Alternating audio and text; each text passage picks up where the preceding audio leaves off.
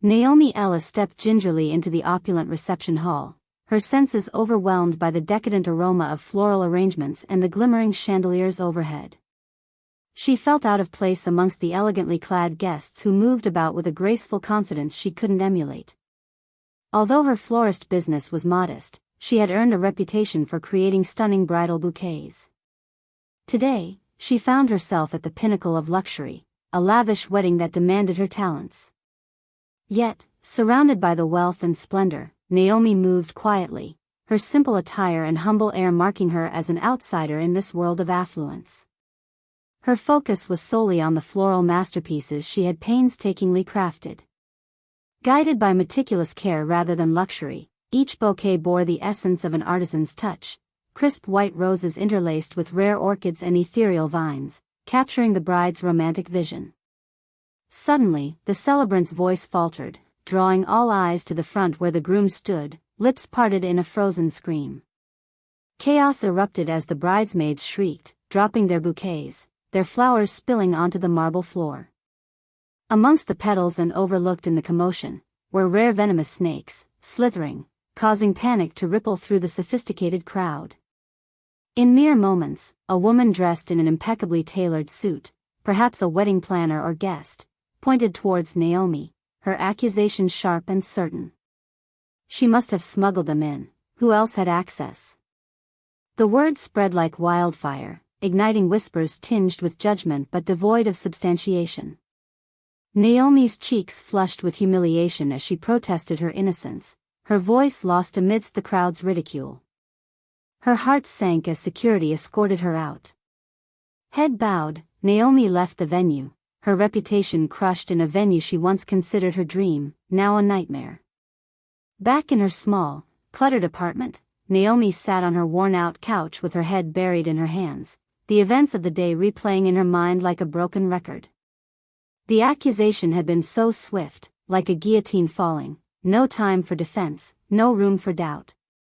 Exhaustion gripped her body, yet sleep eluded her as each time she closed her eyes, the image of the groom's horrified expression flashed back at her. She tried to eat, but nothing tasted right. Her appetite had vanished alongside her peace of mind. Calls from friends went ignored, as she couldn't muster the energy to explain the disgrace that tainted her name.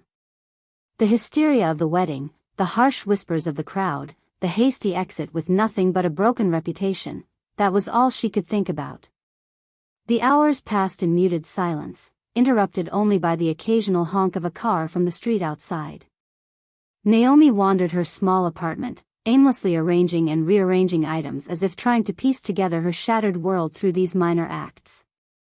Her thoughts flickered back to the flower shop, where she had poured her heart and soul into every petal and stem. This scandal now threatened not just her livelihood but everything she had worked so tirelessly to achieve. Memories flooded back as she glanced at the framed photograph of her parents on the mantel. Once a brilliant botanist, she had left a promising research career to care for her ailing mother. Those years were defined by love, loss, and resilience, navigating through hospital corridors as skillfully as she did through gardens. Afterwards, her passion for plants redirected into a thriving, if modest, floral shop, a new chapter rooted in hope and hard work. Running her business consumed her days and nights, sourcing the best flowers, learning the secrets of resilient blooms, stretching dollars to ensure her younger sister could pursue her dreams. The preparation for each bridal arrangement was a ritual, one she regarded with a mix of reverence and responsibility. Despite the small earnings, Naomi found joy in every happy client, every thrilled bride. She welcomed challenges, embracing the pressure of deadlines and the specificity of bridal design needs with equal measure. In the quiet of her living room, Naomi's despair was colored by anger at herself for having ended up in such a predicament, despite maintaining integrity all these years. She replayed the events of her life, wondering which decision left her vulnerable to baseless accusations at a prestigious event she once considered pivotal for her business's growth. The incredulity of how quickly things had spiraled left her feeling not just misjudged, but betrayed by a world she had only wanted to embellish with beauty. Her phone vibrated, breaking the oppressive stillness. A single message from her sister, Heard what happened. Call me when you're ready. I'm here. Love you. The simplicity of concern gripped her with a fresh wave of emotion. Family, she realized, was what kept her grounded through life's chaotic tide. Naomi longed to be strong enough to reclaim the life she had built, but right now, the weight of the accusation made her feel like she was being suffocated by the very petals of her work. The next few days passed with the lethargy of utter despondence. Rumors circulated, and like wildfire, her precarious financial situation worsened. Clients withdrew orders, poisoned by the gossip surrounding her name, each cancellation another crack in the facade she presented to the world as a hard-working businesswoman. Her solitude intensified as she walked the streets of her neighborhood, past vibrant shops and the bustling market. One evening, while absent-mindedly sweeping the shop floor after business hours, she paused to look at her reflection in the glass pane. The woman staring back seemed a shadow of herself, worn, uncertain, a mural of self-disappointment. Initially drawn to remember those distant times when she was a confident young woman immersed in her botanical passions, she closed her eyes, allowing the cadence of her heart to remind her of the reason she veered into floristry, because beauty could still thrive amidst adversity.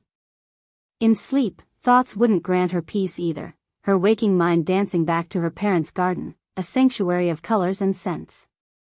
She sought solace there, touching bloom to bloom with fingers that once dreamt of genetic varietal experiments in prestigious university labs. Dreams had shifted, life had demanded adaptations no career had prepared her for. Together with her sister, they had clung to dreams revised by necessity rather than choice. Her sister, Mia, resilient and ambitious, had always been soft-spoken support and fiery encouragement. Naomi thought of calling her, sharing her burden, but she paused. The shame of her public embarrassment loomed larger than the comfort of sisterly solidarity. First, she had to find a way through this veil of disgrace. The problem, as she saw it, was concrete. The remedy would need to be determined, strategic, and quietly constructed. Amidst this desultory dance with despair, a question repeated itself inside Naomi's mind. How long must she suffer for something she was not guilty of? Anguish gnawed at her spirit, and fear of being consumed by this defeat kept her meditative. Late one night, as the moonlight painted her room in silvery hues, Naomi sat cross-legged on the floor, determination mingling with her lingering doubt. Faces of clients who had turned their backs on her flashed before her, but so did those of her lifelong supporters who urged her to fight for her innocence. The bitter taste of injustice hardened into resolve. Naomi finally began to explore the faint edges of an idea, a sense of revelation that hovered around the scattered puzzle pieces of her recent anguish.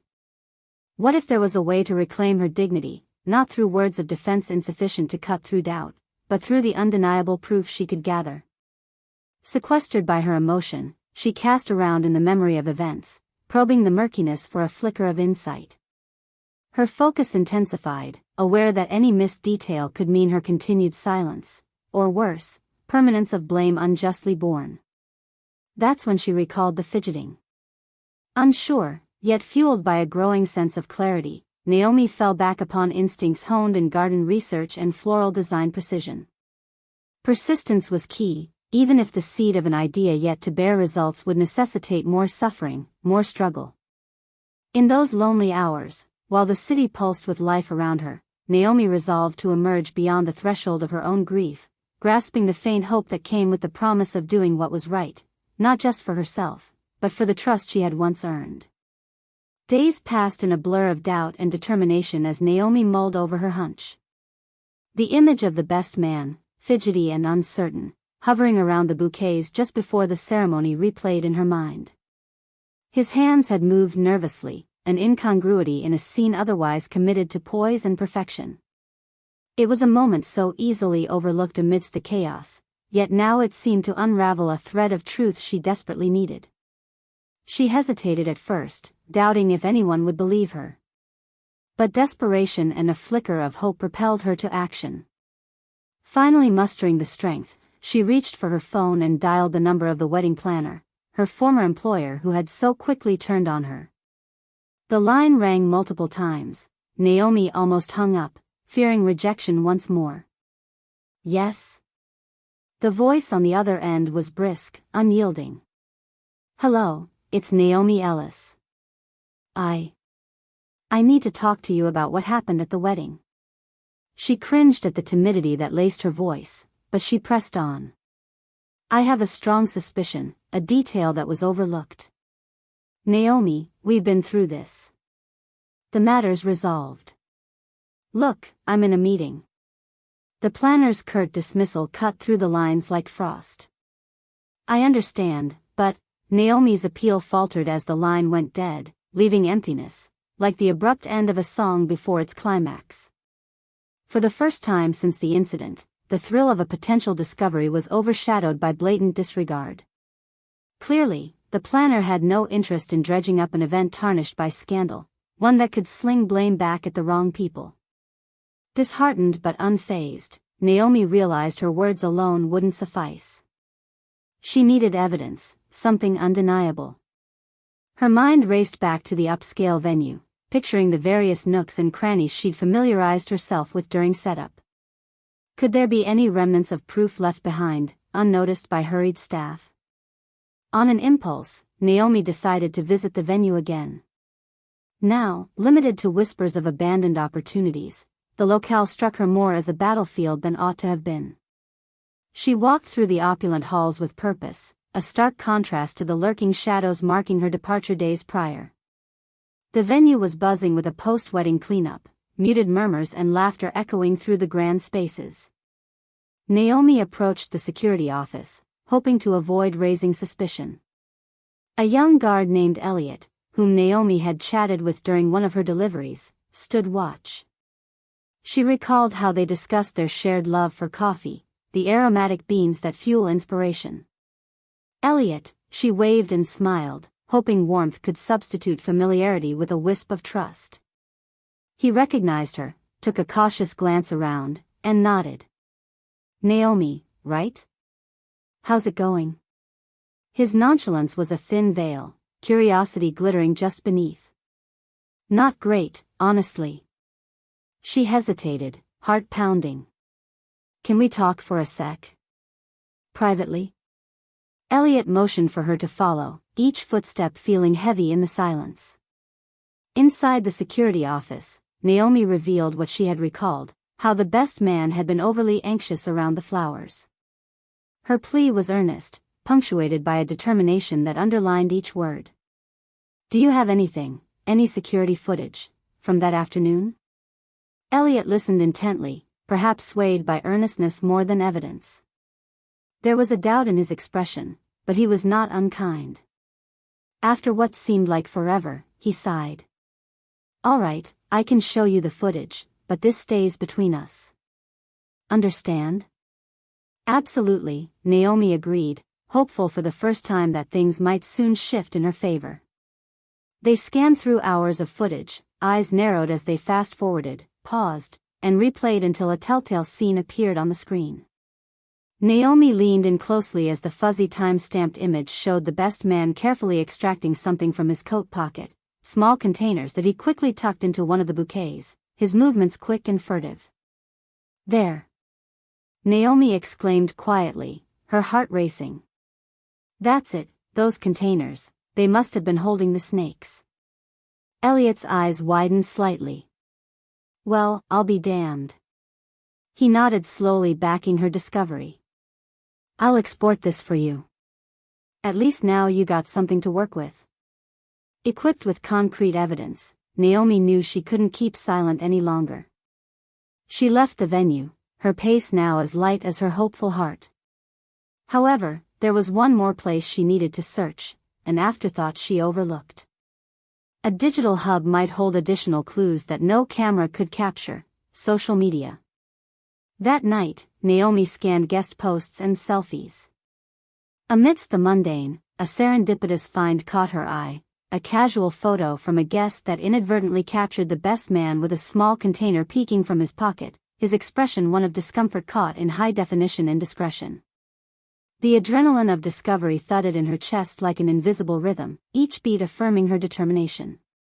The combined visuals, both video and viral, painted a clear picture, a narrative that couldn't be ignored. Naomi meticulously compiled the evidence, knowing it rendered whispers to silence, reclaiming her truth and restoring her dignity. The road before her was still uncertain, shadowed with potential resistance. But Naomi couldn't deny the swell of courage interwoven with a fiery hope within her heart. She had the means to set the record straight and the resolve to see it through, the relentless persistence one might not associate with a simple florist armed only with the language of blooms. Determined, Naomi breathed deeply, her resolve steeled by quiet triumph. Tomorrow, the world would hear the truth she unearthed, and yet, the best of Naomi would bloom anew, vindicated and vibrant as ever. With the concrete evidence in hand, Naomi spent a sleepless night planning her next move.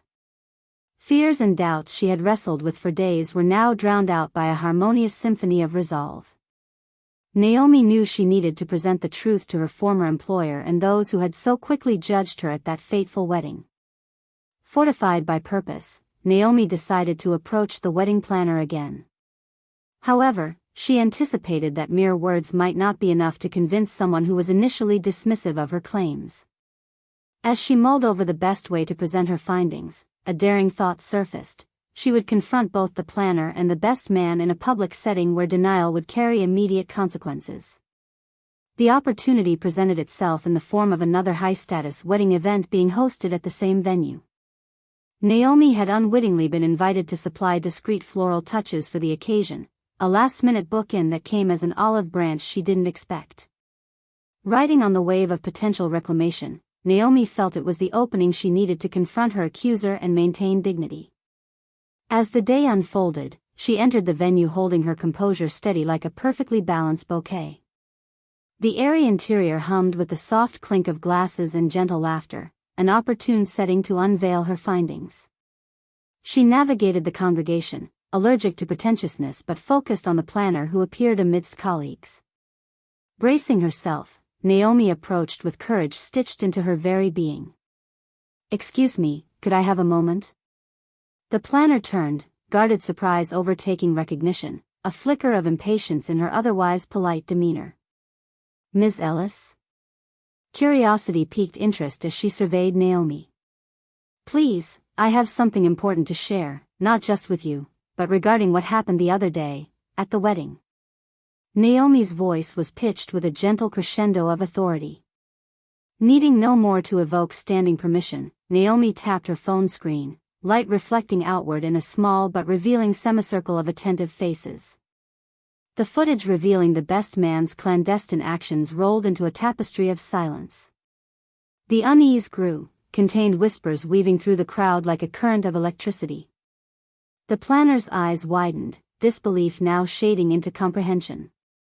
Opposing voices fell quiet, eyes shifting between Naomi and the video, scrutiny directed outward rather than inward for once. "That's the best man," someone among the gathering uttered, confusion lacing their words as realization coalesced. Quiet validation struck the planner like stone, hard and indisputable. Embarrassment nudged away glossed professional artifice molded by prestige. As murmurs rose to flamboyant accusation, the realization that they had jumped to hasty conclusions weighed visibly amongst them, justifying Naomi's patience for this cathartic revelation. Armed with the video and the online photograph that captured the best man's incriminating demeanor, Naomi had effectively turned the tides. The photographs suddenly overlooked nuances now layered evidence strummed within digital realms. Together, they underlined the narrative more powerfully than any crafted explanation. The groom himself appeared, blonde hair aglow under iridescent light, the frown deepening between brows framing wounded eyes. The best man, drawn to his cohort's obvious agitation, surveyed the scene, an arrogance undermining softened bravado. "What is this about?" He laughed the question awkwardly, attempting humor but barely disguising his agitation. Naomi watched, silent no longer, confronting the man surrounded by evidence of sly deceit. His charm shattered as he stammered false witnesses, the echo of denial sung carelessly off tune. "What I have are not claims, but proofs," she said, voice steady as petals, each word wielded decorously. The footage shows you placing something in the bouquets that shouldn't have been there. You tried to frame me, but here's the truth plain as day. The crowd murmured, the weight of evidence heavier than social bias. The planner, her presence once solidified through connections more than ethical oversight, stood frozen as fractures surfaced, severing the immaculate facade she indulged in believing. The best man faltered, eyes darting from one face to another, each one now harsh and unforgiving. Naomi noticed the subtle tightening of the groom's jaw, his shake of betrayal yet restrained civility as he confronted the newfound reality. His belief shattered, indents of self-guilt undisguised. "John, is this true?" The groom's voice quivered, disbelief blending with anger. The best man, John, fumbled for an explanation, a facade more fragile than Naomi's floral designs when exposed to wind. You misunderstand."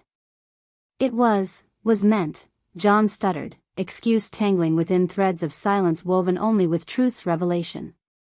Naomi stood firm, a quiet witness to the overdue justice slowly threading through the crowd like sunlight after storm clouds. Knowing this moment wasn't just hers but everyone wronged by hasty judgments, Naomi's patience now paid in equity beyond measure. She had proven what many forgot: gentleness didn't equal weakness. Her voice left a light with vindication's echo, reshaping the environment into one of tempered accountability.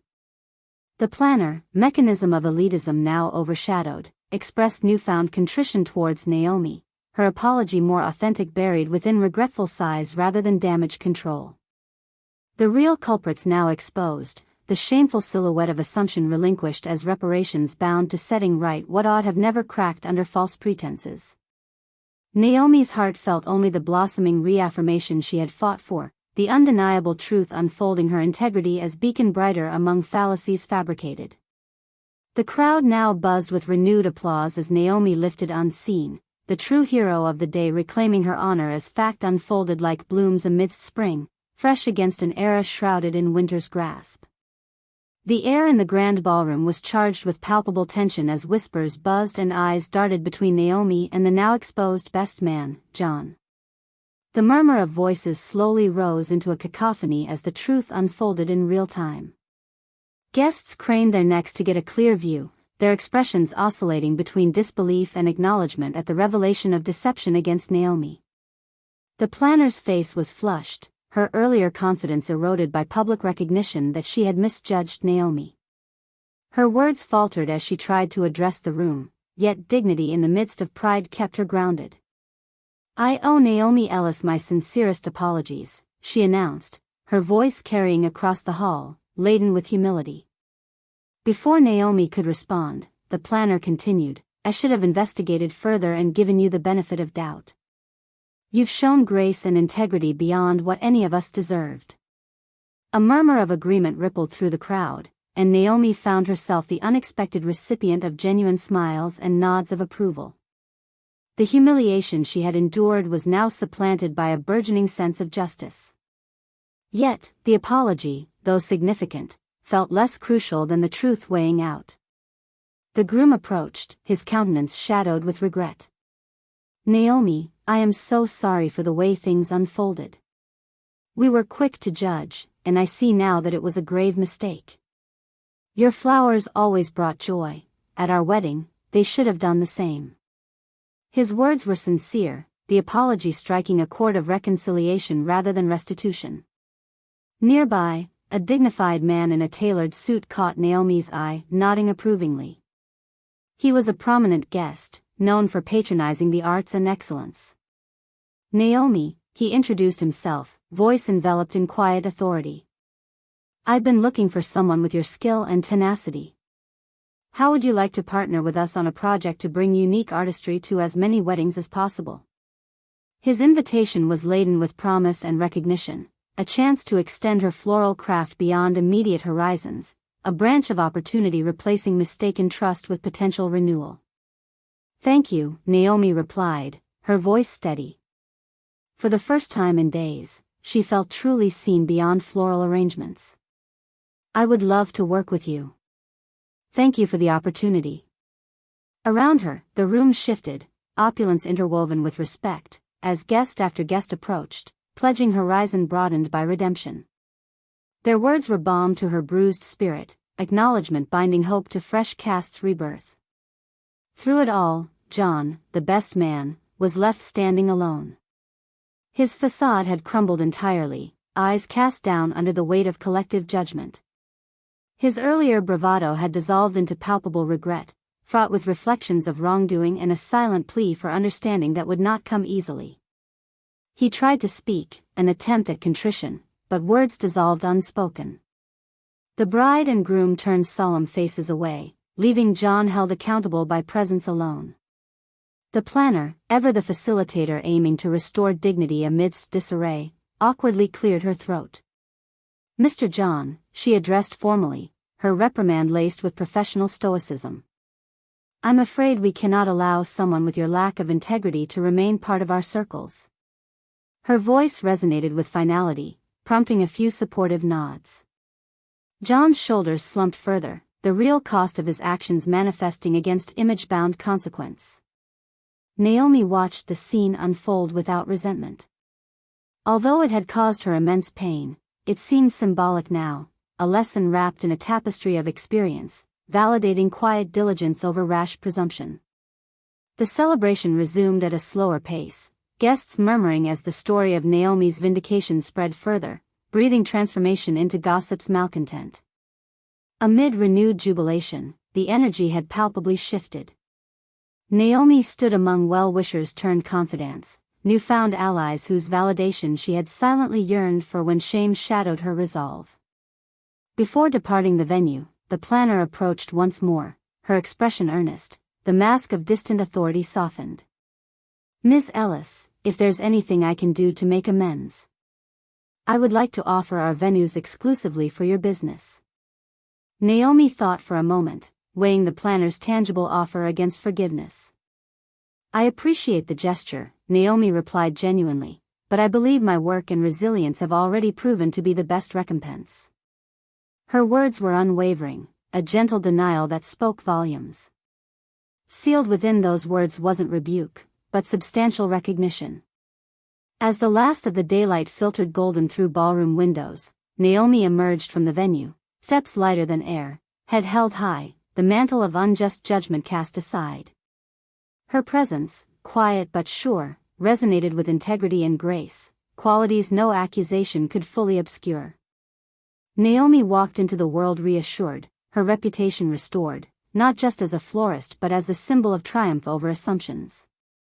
With each unhurried step leading her away from turbulent tumult, she acknowledged a life cleared of sullied fabrications, embracing perspectives anew. At the heart of her triumph lay undeniable truth threaded beneath woven resolve. Naomi Ellis, once unseen, now visible, set forth her charge inspired, a life forged and fully blooming, a testament that truth shimmering vulnerable beneath falsehood would always prevail, her quiet essence tangible as petals drifted prophetic, seeds seeded toward resplendent posterity.